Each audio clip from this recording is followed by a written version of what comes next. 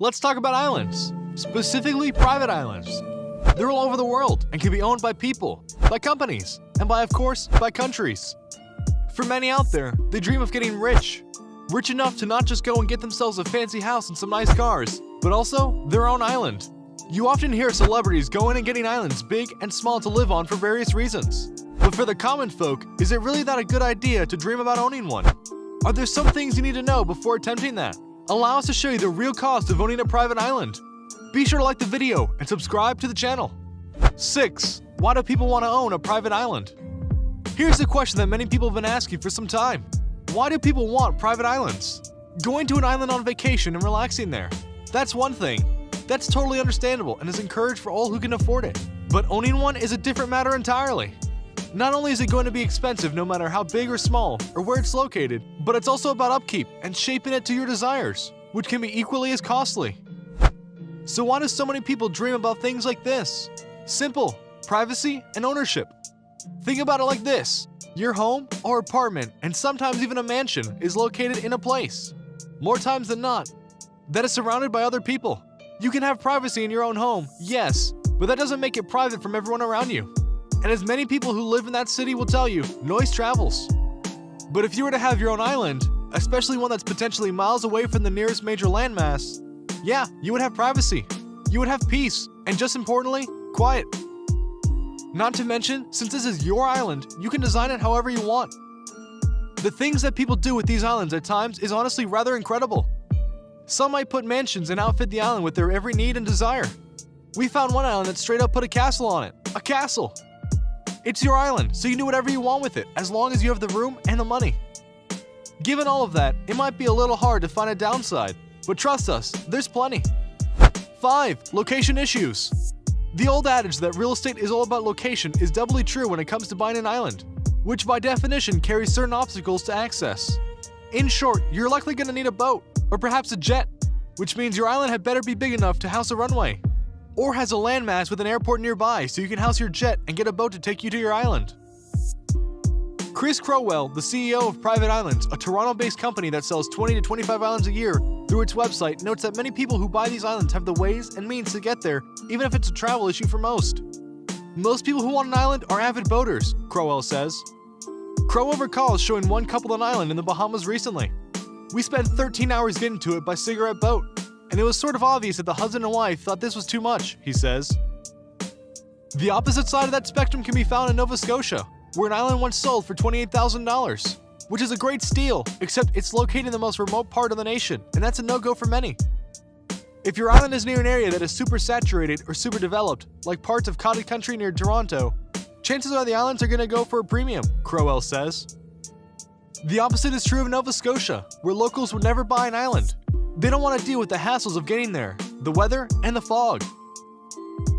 Speaking of weather, while having a private island, even a small one in the middle of an ocean or similar area, might seem like a great thing, you need to remember the weather can happen in an instant. If there's a major tropical storm or a hurricane that goes through your area, everything that is on your island is in danger, including your home and everything else you built there. So again, location is important, and you pick poorly, you're going to be suffering a lot of costs just to be happy. 4. Red tape. Here's another element that most people don't think about when it comes to owning a private island. Laws.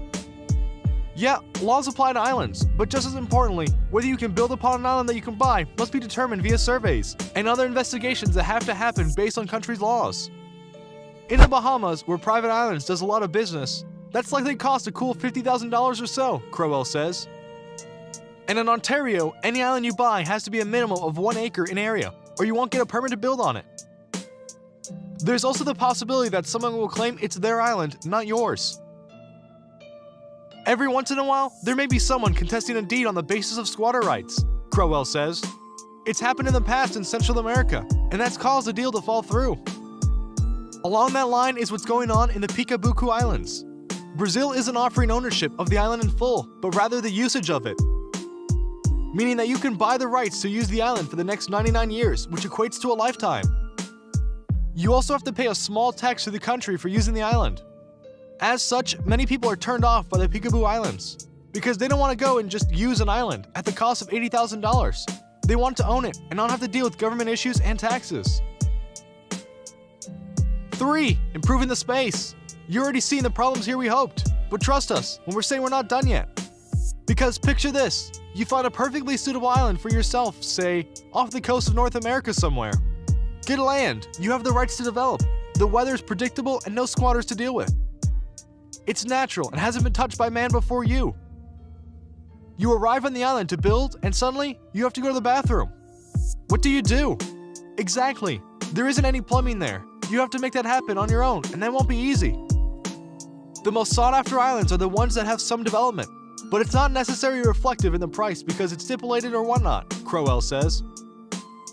That's because you can usually replace whatever was there without too many restrictions, and that can save a lot of time and money. You might get lucky and have a good freshwater source of water on your island, but getting power from the mainland is a big bonus, Crowell says. Otherwise, you're gonna have to generate yourself. And hauling a generator, not to mention other building materials should you want to build anything on your island, isn't easy or cheap. But you'll need to do it, else your home away from home won't really be worth going to, now will it? 2. Upkeep and staying there. Which brings us to another element of owning a private island, keeping it nice and tidy. While that may not seem like a bother at first, think about it in the grander scale. Let's say you are a millionaire because of work. You were able to buy an island and have it constructed to your desires. Now, how much time are you going to be able to stay there? Exactly. If you have a major job, you won't be able to stay there for long periods of time. Not when you can just go to your regular home and not have to worry about long travel times. What's more, with weather, animals potentially, and even people finding your island and trying to stay there when you're gone, you're gonna have to go back and clean up after everything and fix any damage done. That's time, effort, and money that many won't want to spend. 1. Not exactly cost effective. Finally, and arguably most important, is the cost. The real cost of the island, as we've shown you, is multi-layered. And while it's true that you can go get a lot of islands for under $100,000, that's just the islands you can afford. As Crowell and many others would note, many of the best islands out there are not just best known, they're expensive to get because they're easy to be valued at a high rate. Many of the top tier islands sell for millions, tens of millions, in some cases hundreds of millions. And that's just to get the island. Everything that comes after it will crank up the price. As such, owning a private island is a nice dream, but like dreams, certain details aren't really clear whether it's too late. So what do you think?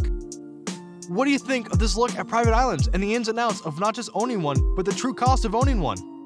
Do you think that this deep dive into the real cost would dissuade you from trying to get a private island of your own in the future? Do you think celebrities are stupid for spending sometimes millions of dollars on these islands sometimes? What would you do if you had the money to get a private island? Let us know in the comments below. Be sure to subscribe, and we'll see you next time on the channel.